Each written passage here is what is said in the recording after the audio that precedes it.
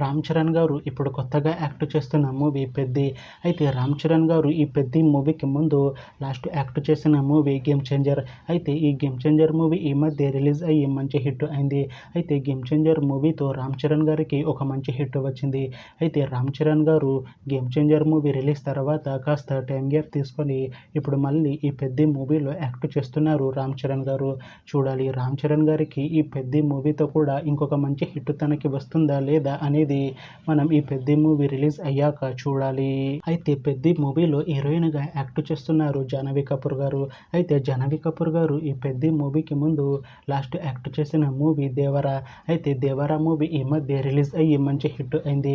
అయితే దేవరా మూవీతో జాహ్నవి కపూర్ గారికి ఒక మంచి హిట్ వచ్చింది. అయితే జాహ్నవి కపూర్ గారు దేవరా మూవీ రిలీజ్ తర్వాత కాస్త టైం గ్యాప్ తీసుకొని ఇప్పుడు మళ్ళీ ఈ పెద్ది మూవీలో యాక్ట్ చేస్తున్నారు జాహ్నవి కపూర్ గారు. చూడాలి జాహ్నవి కపూర్ గారికి ఈ పెద్ది మూవీతో కూడా ఇంకొక మంచి హిట్ తనకి వస్తుందా లేదా అనేది మనం ఈ పెద్ది మూవీ రిలీజ్ అయ్యాక చూడాలి.